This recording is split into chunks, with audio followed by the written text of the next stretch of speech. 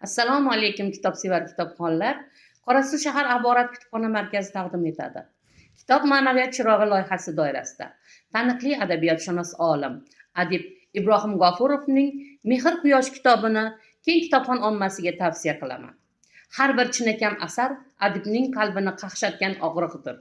Unda mardona xalos bo'lish, dovyurak ifoda boshqalarning ham og'rig'i bo'lsagina e'tiborni tortadi, fikr qo'zg'aydi. Shu bilan asar hayoti boshlanadi.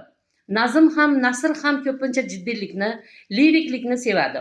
Mansuralardagi kinoyaviy qarash esa adabiyotning haqiqat borasidagi imkoniyatini kengaytiradi.